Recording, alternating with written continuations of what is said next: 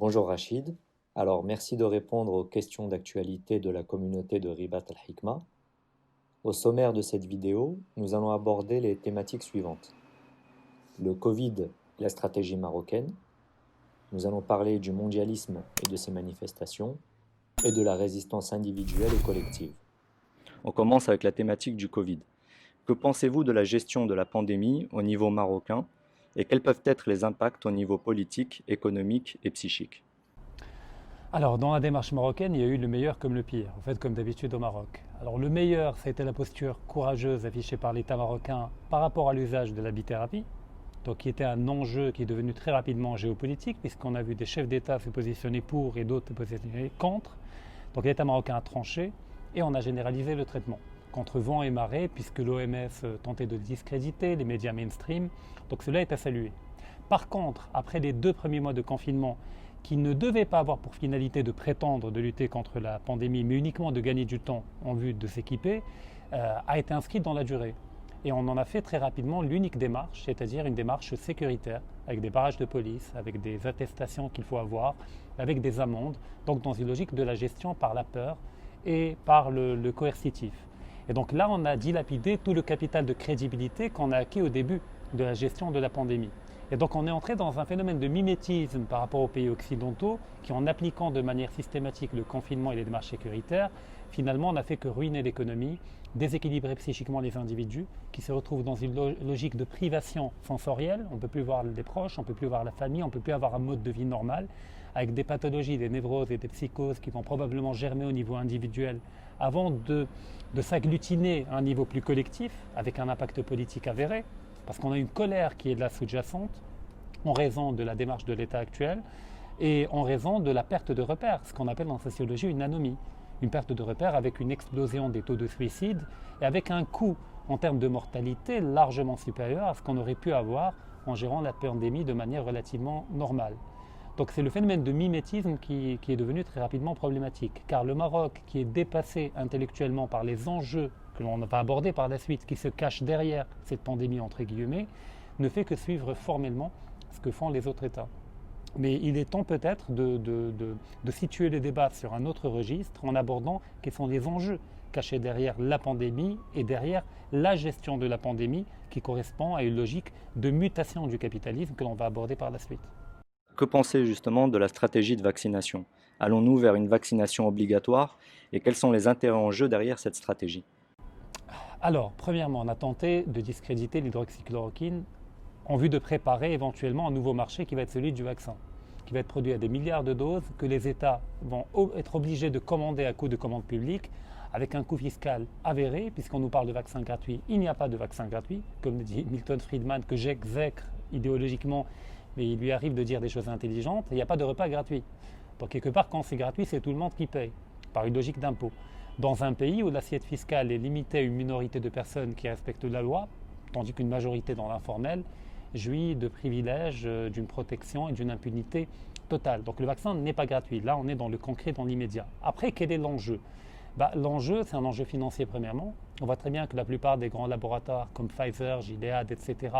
sont cotés en bourse, que des effets d'annonce permettent déjà de créer des fluctuations au niveau des marchés qui sont rentabilisés en termes de dividendes. Deuxièmement, il y a une logique peut-être de gestion démographique de la population à travers la vaccination. Je dis peut-être car tout est dit et n'importe quoi est dit par rapport à la question, mais il y a peut-être une logique eugéniste derrière le vaccin. Après, tous les vaccins ne se valent pas. Là, on parle principalement des vaccins occidentaux, notamment américains, qui sont fondés sur une logique de modification génétique, de l'ARN. Par contre, le vaccin chinois s'inscrit plutôt dans une démarche traditionnelle de vaccin avec un adjuvant et avec un virus atténué. Pareil pour Sputnik V, qui s'inscrit dans une démarche standard. Et d'ailleurs, on peut voir déjà une dichotomie entre un vaccin porté par le privé, par la Big Pharma, par les multinationales, et de l'autre côté, des vaccins produits par des États. Dans le cas de la Chine, alors à travers Sinopharm, mais tout est État en Chine en réalité derrière, et par l'État russe. Et le bras de fer est également à l'intérieur du monde des vaccins. Donc ce n'est pas un bloc monolithique, ce n'est pas un vaccin qui est proposé à l'humanité, mais c'est un bras de fer qui s'opère entre une médecine pratiquée encore dans un contexte étatique avec une logique de recherche fondamentale, avec une logique de progrès au sens noble du terme, et de l'autre côté une logique financière marchande, le règne de la marchandise ou le règne de la quantité pour reprendre Guénon, qui régit l'autre manière de penser le vaccin. Et malheureusement, c'est elle qui va prédominer à l'échelle planétaire. Donc il y a différents enjeux. Il y a un enjeu économique majeur, il y a un enjeu eugéniste probablement derrière les vaccins occidentaux, et puis il y a une logique de contrôle des corps. Parce qu'on voit très bien que ce qui est en train d'être préparé, c'est d'obliger les gens à faire le vaccin, soit directement par décret, par la loi, soit indirectement en pourrissant la vie des gens pour les amener à supplier pour avoir le vaccin, pour retrouver une vie normale. Mais le problème du vaccin, c'est qu'il va constituer un précédent. C'est quelque chose qui va avoir lieu et qui va servir de base par la suite à obliger les gens à faire autre chose que le vaccin. Mais il faut commencer par le vaccin parce que c'est le plus crédible, vu le climat de terreur que l'on a créé médiatiquement autour du coronavirus, mais qui va par la suite peut-être servir à implanter des puces électroniques au niveau des corps pour pouvoir contrôler les mouvements, ce qui est déjà le cas avec nos smartphones. Mais c'est quand même, on peut l'éteindre. Une puce implantée dans le corps, on ne peut pas l'éteindre. Mais c'est la dimension de précédent quasiment juridique que représente le vaccin qui me pose énormément de problèmes, beaucoup plus que la démarche sanitaire ou du danger du vaccin qui me paraît largement inférieur par rapport au danger de régression en termes de droits et d'autonomie, parce que j'aime pas le mot liberté, en termes d'autonomie des individus. Une autonomie qui va être violée par l'État, par les différents États, à travers le vaccin, un viol qui va préparer d'autres viols par la suite. Et donc on sera le complice malgré nous. On n'a pas le choix. Après, il ne faut pas en vouloir aux gens. Je veux dire, les gens sont mis dans un contexte où ils sont privés des droits les plus fondamentaux si jamais ils ne se vaccinent pas. Un employeur peut licencier des gens s'ils ne sont pas vaccinés et il aura la loi de son côté parce qu'ils partiront de l'idée que le salarié est dans l'obligation légale de ne pas mettre en danger ses collègues. Et comme le coronavirus est considéré comme une pandémie mortelle, à la limite comme la peste noire, et des gens pourraient perdre leur job, pourraient ne pas pouvoir quitter leur ville, ne pas pouvoir inscrire leurs enfants à l'école. Donc en fait, c'est une obligation de fait, en réalité. Le Covid est-il le dévoilement du mondialisme? Mais avant ça, est-ce que vous pouvez définir en quelques mots qu'est-ce que le mondialisme? Alors, pour le détail, je recommande aux gens d'aller lire les travaux de Pierre Hillard, qui est l'expert en la question, ou au moins d'aller voir les longues conférences présentes sur Internet, où il décortique la genèse de ce mouvement idéologique, de ce paradigme, de cette structure mentale, dont la finalité est de tendre vers une homogénéisation du monde en termes de mode de vie, en termes de gestion politique, à travers la mise en place graduelle, étape par étape, petit à petit, sur des siècles, d'une forme de gouvernement mondial incarnée par une aristocratie financière, qui va profiter de la maîtrise de la technique. On a vu le délire de Laurent Alexandre qui parle des dieux, tel qu'évoqué par Hariri, dans Homo Deus, et avec en bas une forme de masse amorphe, constituée d'esclaves qui seront obligés de se prostituer dans le salariat, voire même en dehors du salariat avec l'ubérisation, dans un schéma de fragmentation, au profit de cette minorité-là, qui en même temps est portée par un délire messianique, mais un messianisme inversé en réalité, où il s'agit de faire advenir symboliquement le règne de l'Antéchrist et pas celui du Christ, et de l'autre côté avec toute une périphérie pédocriminelle, voire pédosataniste, si on comprend bien ce que veut dire le mot sataniste et pas la caricature. C'est le projet globalement. Alors symboliquement, il a déjà eu lieu. Historiquement, ça n'a jamais eu lieu. Symboliquement, ça a eu lieu avec le mythe de Babel. Le mythe de Babel que l'on trouve dans l'Ancien Testament traduit une forme de prospective biblique par rapport à ce qui risque d'advenir historiquement. C'est-à-dire une humanité qui, par un phénomène de convergence, finira par nourrir un délire qui tend à défier Dieu, non pas en tant qu'être suprême, mais en tant qu'ensemble de valeurs et ensemble de normes qui permettent de fonder une humanité harmonieuse, apaisée, conforme à sa nature. Et la leçon que nous apprend le mythe de Babel, c'est que la punition de Dieu en dispersant l'humanité en différents peuples à travers différentes langues n'est en réalité pas une punition, mais le retour à un ordre naturel qui est celui de la diversité des peuples, des civilisations, des cultures, des logiciels culturels et des imaginaires. Donc aujourd'hui, on est en train de détruire les imaginaires des cultures et des peuples pour le remplacer par un imaginaire marchand, par un imaginaire, je ne dirais même pas bourgeois, mais par un imaginaire qui nous ramène littéralement, même pas à une échelle animalière, mais à une échelle anti-humaine, littéralement, dans un schéma de fragmentation, d'anomie, que l'on prépare par le télétravail, par les limites de déplacement des gens, par les limites de la parole. Comme disait Orwell, d'ailleurs là vous pouvez lire 1984 avec la question de la novlangue, ce qu'Orwell a compris, c'est que les limites de notre pensée sont tracées par les limites de notre langage. On voit très bien qu'il y a eu une dynamique ces dernières décennies d'archaïsation du langage par une forme de novlangue populaire, mais qui n'est pas populaire, qui est antipopulaire, avec des anglicismes, avec de nouveaux mots inventés qui ne veulent rien dire, à travers les émoticônes. Aujourd'hui, les gens communiquent. Il faut comprendre ce que veut dire l'émoticône. L'émoticône, c'est un pictogramme. C'est les premiers tâtonnements du langage de l'humanité. L'homme des cavernes, quand il voulait parler d'un taureau, il dessinait un taureau. D'accord. On a inventé entre-temps l'abstrait du signe, de l'alphabet, qui permet d'invoquer des réalités qui ne sont pas là présentes matériellement. Et donc on a quitté le monde de l'image, le monde de la vidéosphère pour intégrer le monde de la graphosphère, de l'écriture, qui était un saut qualitatif important. Aujourd'hui, on est en train de nous ramener au pictogramme, en réalité, ce qui est une atrophie du langage et une atrophie de la pensée. Et tuer le langage, c'est tuer toute capacité de radicalité, de contestation du mondialisme et de toutes ses déclinaisons économiques, culturelles, politiques, à travers différentes ONG, différentes chaînes, différents relais de propagande.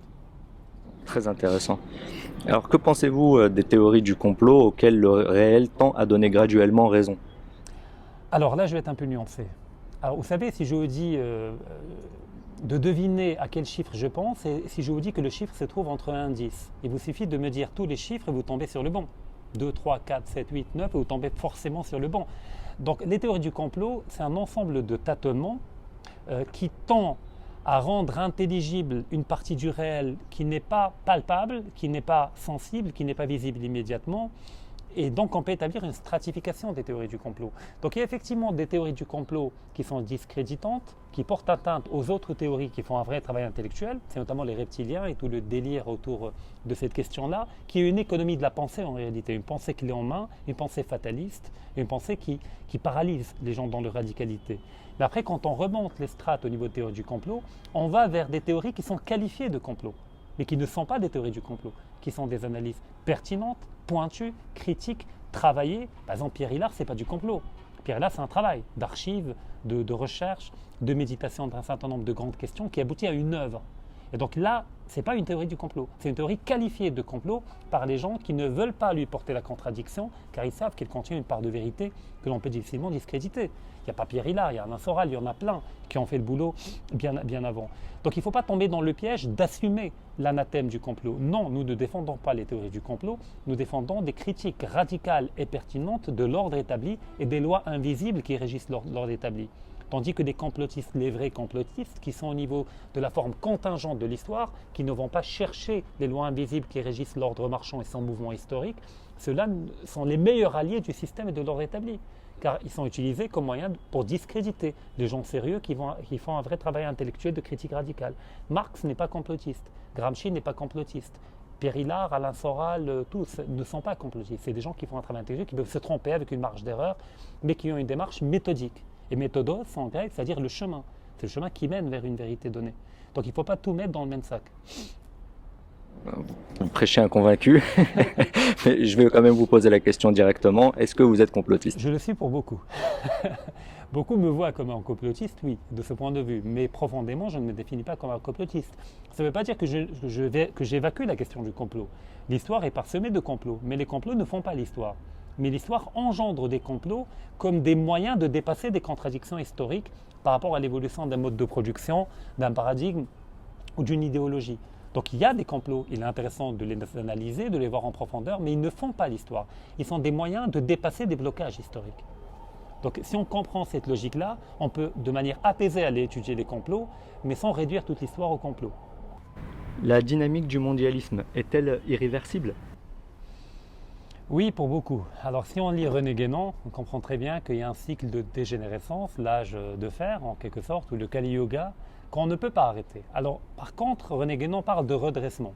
C'est-à-dire qu'il y a une possibilité de faire un léger marche arrière pour renouer avec les valeurs traditionnelles de manière limitée dans le temps avant de ressombrer dans le cycle qui est irréversible. Le Moyen-Âge pour Guénon, c'est en réalité l'âge des Lumières. Ce n'est pas ce qui va suivre par la suite qui va être l'âge des ténèbres en réalité. Voltaire, c'est les ténèbres. Le Moyen-Âge, c'est les Lumières. Mais ça ne peut pas durer car la genèse de la modernité ou la proto-modernité finit comme l'eau par se frayer des chemins et faire éclater la structure de redressement pour continuer sa marche en avant, une marche irrésistible. Parce que la modernité, je ne la situe pas à partir du 15e ou du 16e. Pour moi, elle est ancrée dans l'humanité, en tout cas partiellement, on pourra l'aborder par la suite, elle se déploie sur des siècles et des siècles. Et ça s'appelait pas modernité, ça s'appelait autre chose, mais elle a fini par aboutir à la modernité contemporaine, qui est l'âge d'or du mondialisme en quelque sorte, où le mondialisme se retrouve pleinement parce qu'il a entre les mains tous les instruments dont il ne pouvait pas rêver il y a quelques milliers d'années ou il y a quelques siècles pour accélérer la marche de l'histoire vers une direction donnée qui n'est pas celle de ceux qui défendent la tradition. Donc il y a un côté irréversible contre lequel on ne peut pas lutter. Mais ça ne veut pas dire qu'il faut composer avec. Ça ne veut pas dire qu'il faut se laisser corrompre. On peut individuellement et même collectivement à l'échelle de petites communautés essayer soit d'avoir un nouvel âge de redressement pour nos enfants, pour les générations actuelles, soit tout simplement de préserver le salut de notre âme dans un milieu intégralement corrompu où il est très compliqué juste de rester fidèle à soi-même. On a notre expérience de Julius Evola où il y a eu deux Julius Evola. Il y a le Julius Evola jeune, narcissique, qui veut se révolter contre la modernité. D'ailleurs, son livre célèbre, c'est Révolte contre le monde moderne. Mais très rapidement, avec l'âge, il a fini par rejoindre Guénon. Il a écrit Chevaucher le tigre. Donc quand même, on a un saut qualitatif entre se révolter contre la modernité et chevaucher un tigre le temps qu'il se fatigue. Parce qu'en chevauchant le tigre, on ne peut pas être une proie en réalité du tigre. Et puis dans Chevaucher le tigre, dont je recommande la lecture, il parle des veilleurs de nuit. Alors les veilleurs de nuit, c'était des gens qui au Moyen-Âge, dans les villages, dans les petites villes, ne dormaient pas la nuit pour surveiller d'éventuels incendies, parce qu'à l'époque on utilisait le feu, les bougies. Et donc c'est des gens qui n'entendent pas incarner une alternative à la modernité, mais qui entendent préserver les gens qui veulent se préserver de la modernité. Donc c'est des gens qui détiennent encore un savoir ancestral, celui de la tradition primordiale, et qui sont un peu les gardiens du temple, pour que à la fin du cycle, quand on va entamer un nouveau cycle d'or, on aura le point de départ pour commencer, on aura préservé la flamme de la tradition. Donc c'est irréversible, oui, à une échelle globale, à une échelle paradigmatique, mais ça ne l'est pas à une échelle individuelle. C'est-à-dire qu'aujourd'hui, en 2020, on peut faire le choix de vivre au Moyen-Âge, à son échelle individuelle. C'est-à-dire de continuer d'incarner, de défendre des valeurs traditionnelles au niveau individuel. On peut recréer à l'échelle de petites communautés, alors pas le Moyen-Âge dans la forme historique, ou d'un forme contingente, il ne s'agit pas d'inventer des armures avec des épées, etc., mais d'incarner le Moyen-Âge musulman, le Moyen-Âge chrétien, du point de vue des valeurs, du point de vue du logos, du point de vue du rapport au monde, de la vision du monde. Donc ça, on peut encore l'incarner individuellement. Donc on est contemporain de la modernité, mais on n'est pas obligé d'être moderne. Donc on peut passer comme des clandestins dans la modernité, mais en vivant dans une autre époque, ce qu'on appelle une synchronie. Alors on n'est pas dans une logique diachronique, où un paradigme est venu rendre révolu le paradigme qui l'a précédé, ou est venu le liquider intégralement, mais on est dans une logique de synchronie, où on peut, tout en vivant dans une contemporanéité avec la modernité, habiter dans une autre époque du point de vue des valeurs et survivre à la modernité. Très bien. Donc tout n'est pas perdu. Tout n'est pas perdu si on ne se trompe pas d'objectif. Si l'objectif étant de provoquer un effondrement de la modernité en tant qu'ordre, en tant que mouvement de déconstruction permanent et en tant qu'imaginaire, je pense que la bataille est perdue d'avance. Il ne faut pas se tromper de bataille. La bataille aujourd'hui n'est pas d'entamer une révolte contre le monde moderne, mais d'entamer une survie dans le monde moderne, à une échelle individuelle, à une échelle collective. Ce qui n'empêche pas des luttes politiques pour freiner. Plus on freine la dégénérescence, mieux c'est. Mais ça ne doit pas être l'objectif ultime. Alors du coup, où puiser les ressources pour y résister collectivement et individuellement? Ça passe par une redécouverte de soi. Il y a une âme des peuples. Chaque peuple a une âme qui pendant des siècles était latente, c'est-à-dire qu'elle n'était pas réfléchie, qu'elle n'était pas conceptualisée, parce que la conceptualisation est plutôt le propre de la modernité, mais qui était vécue par d'autres canaux, pas par le logos uniquement, mais par le mythos également. Donc le monde des mythes, le monde des symboles, le monde des croyances était ce qui permettait à notre âme collective d'avoir une existence en dehors du corps dans le monde qui nous environne. Or le problème, c'est que la modernité, qui est une forme de lessive symbolique, une forme de destruction symbolique, c'est un peu Attila qui passe par là, a fini par liquider tout l'univers symbolique qui nous entourait, qui avait un ancrage pluricentenaire, voire plurimillénaire, qui correspondait aux archétypes que l'on porte dans notre inconscient collectif, et qui ont fini par créer un environnement propice à la névrose. Parce qu'effectivement, nos archétypes, s'ils n'arrivent pas à trouver en dehors de notre inconscient collectif les canaux d'expression que sont les mythes, les symboles et les croyances, ils finissent par déborder énergétiquement, Jung l'explique très bien, à l'intérieur des corps individuels, et ça finit par créer des pathologies. Jamais dans l'histoire de l'humanité, on a autant consommé de psychotropes ou de traitements. Il n'y a jamais eu autant de dépression, il n'y a jamais eu autant de psychose, il n'y a jamais eu autant de maladies psychiques. Le monde est malade psychiquement. Et c'est le produit direct de la modernité. Donc pandémie et gestion du Covid, c'est un catalyseur. Mais le mal était là dès le départ. Mais comment s'en extraire, c'est compliqué. C'est-à-dire par le verbe, c'est facile de le dire et de prêcher la bonne parole. Mais dans les faits, c'est une lutte permanente, c'est une lutte quotidienne, une lutte contre la dépression, contre un environnement dépressif, contre une dynamique dépressive. Car la modernité, quand j'en parlais comme étant une proto-modernité tout au long de l'histoire, elle correspond à ce que Gilbert Durand appelle un régime de l'imaginaire. C'est que les peuples et les cultures, globalement, quand on fait un inventaire de tous les mythes et de toutes les structures de mythes, on trouve deux types d'imaginaires qui produisent des mythes. On a un imaginaire nocturne et un imaginaire diurne. L'imaginaire diurne, c'est les mythes de rupture. C'est les mythes où l'on combat les dieux. C'est les mythes ce qu'il appelle schizomorphes, c'est-à-dire qui séparent. C'est les mythes diaboliques, littéralement. Diabolos, ça veut dire ce qui sépare. Symbole, ça veut dire ce qui réunit le contraire. Donc, il y a eu des mythes bien avant la modernité, mais qui ont préparé la modernité. Notamment au niveau de la mythologie grecque, quand on la compare à d'autres traditions monothéistes, on trouve que la figure de Satan, qui est une figure négative, qui est une figure qui incarne l'inversion des valeurs, est présentée dans les mythes du régime diurne, notamment grec, comme étant quelqu'un de bien. Et c'est Prométhée. Prométhée est la figure du diable. Mais dans le mythe diurne, il incarne la figure qui sauve l'humanité, qui aime l'humanité. Donc il y a deux régimes de mythes qui produisent deux structures de mythes. Et donc le régime diurne, c'est un peu la genèse et l'origine et le point de commencement de ce qui va devenir la modernité. La modernité n'est jamais que le mode d'expression contemporain d'un régime de l'imaginaire, de la séparation, de la domination, dont le symbolique est la lance, l'épée, ce qui permet de trancher. Donc aujourd'hui, ça a été la science à une certaine époque qui dit le vrai et qui a évacué le religieux, le mythe, jugé comme étant archaïque, obscurantiste. Aujourd'hui, ça peut être le discours politique qui passe par la dictature sanitaire, qui permet de trancher le vrai et le faux. C'est-à-dire quand Facebook empêche de dire que l'hydroxychloroquine marche, on est dans la réalité schizomorphe. Quand on décréter une réalité qui correspond à une minorité agissante qui veut établir son ordre. Donc nous, on est plutôt du côté du régime diurne, qui correspond du régime nocturne, qui correspond à une démarche mystique, qui correspond à une démarche qui part de l'idée que le réel ne se limite pas à la réalité sensible, mais qui implique également une réalité intelligible, qui est hors du temps, qui n'est pas contingente, qui n'est pas inscrite dans l'histoire, mais qui est inscrite dans l'éternité, et c'est dans ces valeurs éternelles, qui constituent des constantes anthropologiques, qu'il faut aller puiser les moyens de lutter contre le mondialisme et le monde moderne. Seulement, ces valeurs se déclinent différemment d'une culture à une autre. Chaque culture, les peuples à sa manière. Et donc, il faut renouer et défendre la diversité des fonds anthropologiques, la diversité des cultures. Ce qu'Alexandre Dugin propose de faire avec la quatrième théorie politique. La première étant le libéralisme, la deuxième le communisme, la troisième le fascisme et le nazisme. Des trois, il y en a une qui a survécu. C'est le libéralisme qui est hégémonique aujourd'hui, qui est fondé sur la modernité, qui est la modernité pure.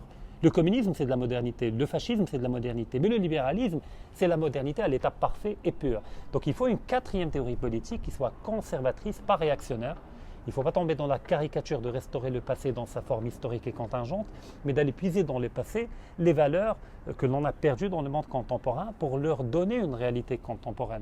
Donc d'où le fait qu'il ne faut pas être anti-moderne, mais il faut être dans la contemporanéité intelligente. C'est-à-dire qu'il va déblayer, un vrai travail d'archéologue, déblayer les valeurs qui ont été enterrées sous les anathèmes de la modernité pour leur redonner vie. Car en réalité, il ne faut pas aller chercher très loin ces valeurs, elles sont en chacun de nous. D'accord. C'est ce qu'on appelle l'inconscient collectif dans une perspective jungienne, c'est ce qu'on appelle l'imaginaire chez Gilbert Durand. Lui, il ne change pas. C'est ce qu'on appelle la structure. Le structuralisme est peut-être révolu au niveau des universités, mais il est pertinent dans le sens où toute société humaine peut être divisée en deux étages. Il y a l'étage profond, invisible, qui est la structure, l'ensemble des normes et des valeurs liées entre elles qui constituent une cohérence civilisationnelle. Et puis au niveau de l'étage supérieur, il y a ce qu'on appelle la syntagme, c'est-à-dire la réalité mouvante, changeante, mais qui n'est jamais que le langage dans lequel s'exprime la structure. Donc la structure elle ne bouge pas, il y a 1000 ans, il y a 2000 ans, et aujourd'hui, elle n'a pas bougé. Par contre, qu'est-ce qui a bougé? Son langage, son mode d'expression.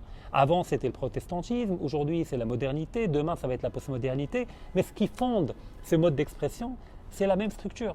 Donc quand on combat le mondialisme, on ne combat pas le mondialisme, mais on combat un imaginaire derrière. On combat un ensemble de valeurs qui existent depuis le mythe babylonien jusqu'à aujourd'hui et qui ne risquent pas de disparaître.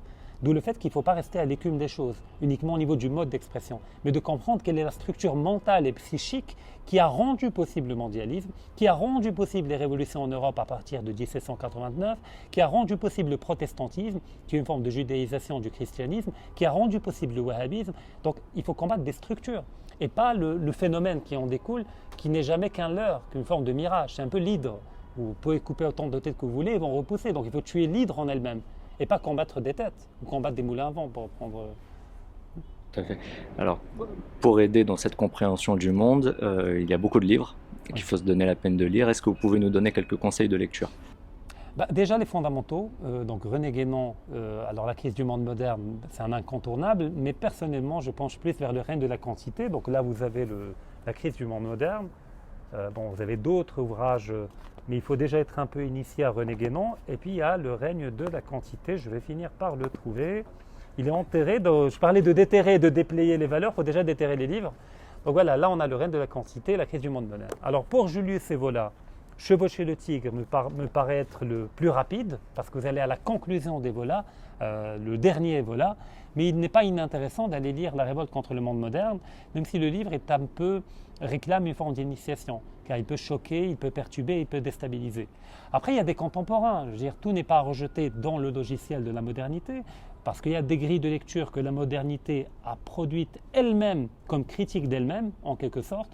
Donc quand on veut aller analyser les fonds anthropologiques des peuples pour comprendre la structure dont j'ai parlé, eh ben, il y a Carl Gustav Jung, qui est l'antithèse de Freud. Freud, c'est un peu l'esprit de la modernité, c'est la libido, la sexualité qui dicte tout. Jung, c'est beaucoup plus complexe. Jung remonte aux racines de l'inconscient, à la dimension culturelle, à la dimension divine. Jung est un mystique, j'ose le dire et l'affirmer. Et d'ailleurs, il y a une vidéo, un entretien vers la fin de sa vie, on lui a posé la question « Est-ce que vous croyez en Dieu ?» Il dit « Je ne crois pas, je sais ». Qui peut aujourd'hui dire « Il sait ?» Pas en répondant à la question « Est-ce qu'on croit en Dieu ?» Donc Jung, Mircea Eliade, le roumain, qui effectivement a fait tout un travail de mythe-analyse, où il analyse les structures des mythes, à quoi ils correspondent, leur fonctionnalité, leur rapport avec notre imaginaire dans l'inconscient, et Gilbert Durand. Donc c'est un travail de sociologie des profondeurs qu'il faut faire. Ce n'est pas chez Durkheim que vous allez trouver les instruments, ce n'est pas chez Max Weber, ce n'est pas chez Bourdieu. Tout cela, c'est l'écume des choses. Mais c'est plutôt en renouant avec la sociologie des profondeurs, la psychologie des profondeurs, que l'on peut comprendre qu'est-ce que l'âme humaine, comment elle l'articuler, comment la sauver et comment lui redonner vie, aussi bien au niveau de l'âme individuelle qu'au niveau des âmes collectives. Après, au niveau plus contemporain, pour comprendre les enjeux géopolitiques, le jeu des réseaux, ce qu'on appelle la sociologie des réseaux, bon, il y a comprendre l'empire d'Alain Soral, qui est une porte d'entrée, une synthèse très condensée, très prospective, puisque déjà le sous-titre du livre, c'est Demain la gouvernance globale ou la révolte des nations, donc on est en plein dedans, mais également Emmanuel Todd. Alors là, on est dans une strate moins profonde que Gilbert Durand, que Jung ou que Mircea Eliade, ce qu'on appelle le cercle d'Eranos, mais on est dans une lecture des fonds anthropologiques en partant des systèmes familiaux et qui permet de recentrer la famille comme étant l'une des briques, l'un des éléments déterminants de l'identité des peuples, des caractères des peuples et des facteurs rigides qui ne changent pas malgré la modernité et qui résistent à la modernité en profondeur. Donc, il y a différentes lectures à faire, mais c'est déjà une bonne porte d'entrée que d'entrer par la porte de l'âme, Jung, Gilbert Durand, Mircea Eliade, mais également par une porte un peu moins profonde, c'est-à-dire les grilles de lecture anthropologique, notamment avec Emmanuel Todd, ou bien au niveau des réseaux et au niveau de la géopolitique, Pierre Hillard, Alain Soral et d'autres auteurs. Et un livre bien d'actualité, George Orwell, 1984. Oui, George Orwell, alors effectivement, j'ai parlé tout à l'heure de la novlangue, donc là encore, on est en plein dedans, donc peut-être qu'il s'est trompé d'une quarantaine d'années, il aurait dû le nommer 2020, mais le livre est prospectif, effectivement. Je rappelle aux personnes qui nous regardent que le livre n'a pas été écrit en 1984, que pour lui c'était le futur, 1984, et qu'effectivement, il parle d'un ordre totalitaire, d'un monde articulé autour de 3 grandes sphères totalitaires, avec Océania, d'ailleurs, il ne s'est pas trompé pour situer l'ordre totalitaire, le plus totalitaire de tous, c'est le monde anglo-américain, avec des noms et des connotations ethniques de noms très particulières. Donc je recommande aux gens d'aller lire le livre et de le lire non pas comme une dystopie ou comme une utopie, mais comme un livre de géopolitique contemporaine en réalité. Merci Rachid et Merci bon courage à vous. pour votre combat futur. Merci beaucoup.